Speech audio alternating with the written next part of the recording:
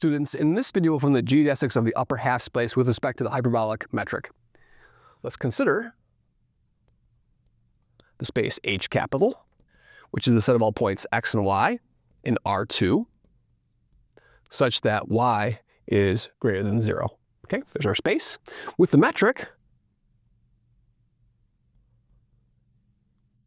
ds squared is dx squared plus dy squared over y squared, like that. Excellent, there's our metric. All right, so now I want to find the geodesics, so I need to find all the Christopal symbols. So let's look at the Christopal symbols.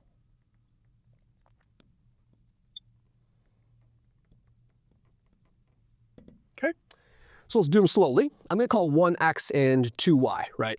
So let's look at gamma 1, 1, 1. That's going to be the what? It's going to be the x derivative of the log of the square root of the x component of the metric. So that's 0. What's my gamma 1, 1, 2?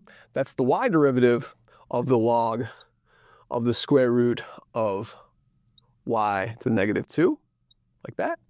And so that's going to be a negative 1 over y.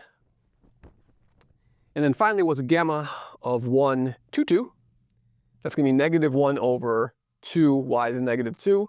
Then the x derivative of the x component, and that of course is going to be 0. So the only non-zero component of the metric tensor of the Christopal symbols is going to be gamma 1, 1, 2, and then similarly gamma 1, 2, 1 by symmetry, and they're both negative 1 over y.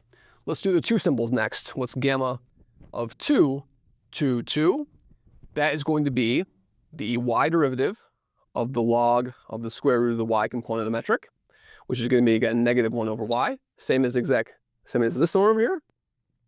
What's my gamma of 2 and then 1, 2? That's going to be the y derivative.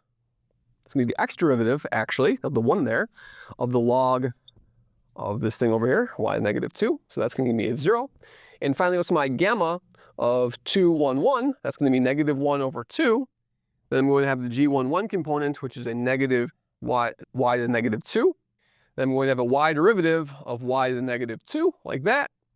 Again, I'm using the formulas for the Christopal symbols in orthogonal curvilinear coordinates, which makes these calculations much easier, right? And so, of course, that's just going to be a 2. The 2's cancel out, the negatives cancel out, so I'm going to get a 1 over y over there. Beautiful. So those are the Christopal symbols. Again, I'll link to the video on how you compute Christopal symbols when the coordinates are orthogonal to each other, when you don't have any dx, dy terms, basically. Okay? So now with the geodesic equations, my geodesic equations are what?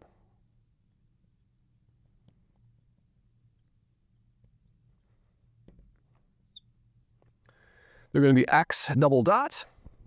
I have no x dot squared terms. I have no x dot y squared terms. I only have x dot y dot terms. And I have 2 of those, right? So I have negative 2 over y x dot y dot equals 0. That's my first equation over here.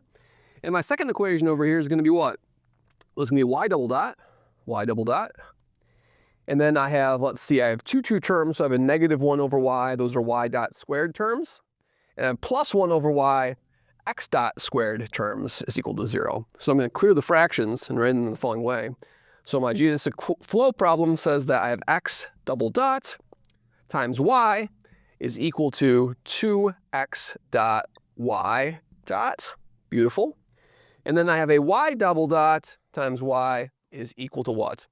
Is equal to a negative x dot squared as a positive y dot squared minus x dot squared. Those are my geodesic equations. Now, of course, these seem intractable, but let's do several reductions first over here. So the first reduction we're going to make is one of the trivial geodesics, okay? And a trivial geodesic occurs when x dot is equal to 0, right? Over here, okay? So when x dot is equal to 0, the first equation is trivially satisfied, no problem. When x dot is equal to 0, this bottom equation says that y double dot over y dot is equal to y dot over y, which says that the logarithmic derivative of y dot is the logarithmic derivative of y, which means that y dot and y are proportional to each other. So this implies that y dot is equal to a constant multiple of y, which says that y is going to be a constant c1 e to the lambda t, right? So that gives me that solution, but that's a simple differential equation to solve. And x dot is just some constant c1. But to be unit speed, we need that. So let's say this implies that x is equal to C2, for example. Then I need that dx squared plus dy squared over y squared is equal to 1, right? So that would be 0 squared plus C1, and then a lambda e to the lambda t squared over C1 lambda C1 e to the lambda t, that's my y, squared. I need it to be equal to 1, and that's going to force lambda to be equal to plus or minus 1. Okay?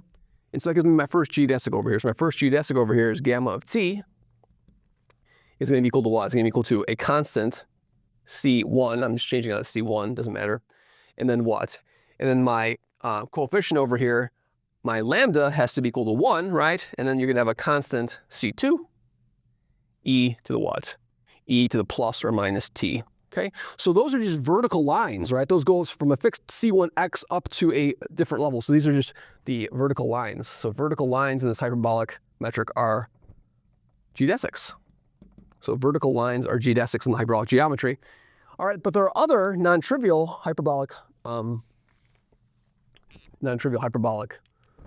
geodesics. Let's find them. So if x dot is not 0, then what I'm going to do is the following over here. I'm going to take this, and if x dot is not 0, we're going to consider this ratio over here, right? So there's lots of differential symmetry in these equations over here. So what we're going to do is we're going to consider the following ratio. Let's consider the ratio y dot over x dot, okay?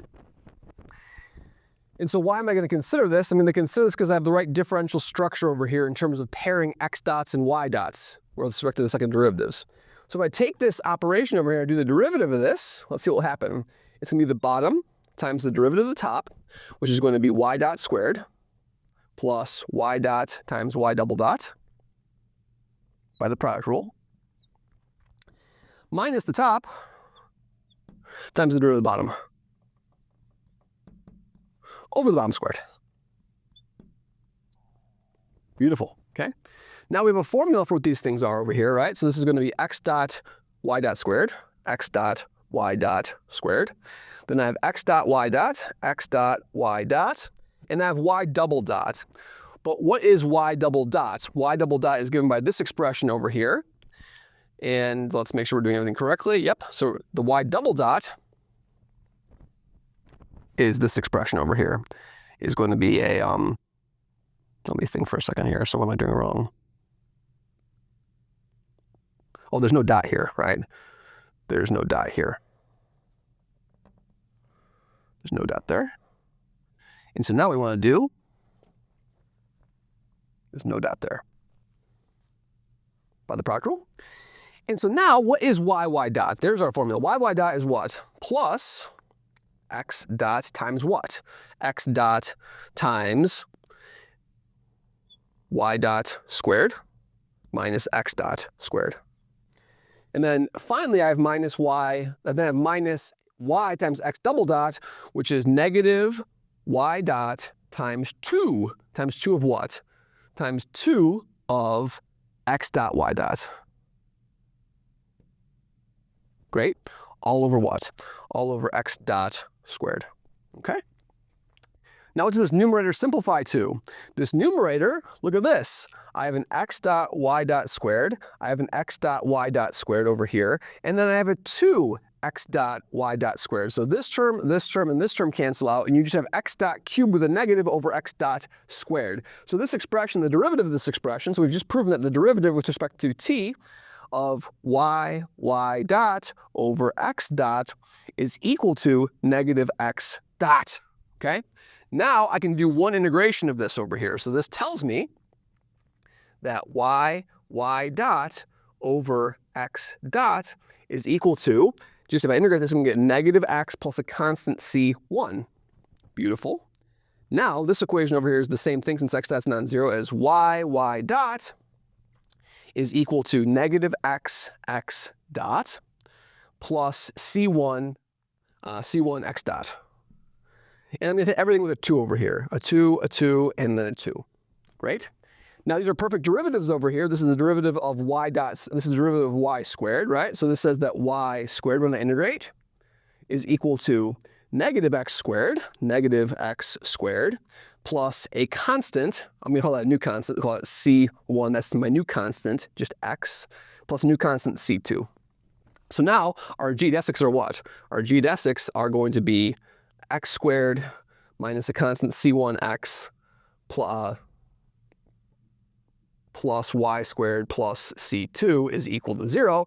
And what are these equations over here? These are circles whose center is on the half circles whose center is on the x-axis in the upper half space. So what do these things look like over here? So on the upper half space, you have a point on the x-axis where that corresponds to the shift over here, and then you have half circles over here. So these half circles over here are also geodesics with respect to this hyperbolic metric, right? So your geodesics are either what?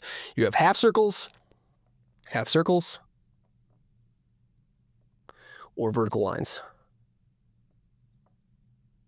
In further videos, we'll delve way deeper into the study of hyperbolic geometry, right? This is sort of like only the first approximation, but now we can sort of see there's some really interesting behavior that's going on over here, these circles. And of course, we get other circles like this, a great calculus exercise. If I give you two of these circles over here, like this, you want to show what you want to figure out when those circles are perpendicular to each other, right? So in other words, when their tangents are going to make perpendicular lines, that's when you get conformal mappings of the hyperbolic space, which we'll study in further videos on hyperbolic geometry. Thank you very much.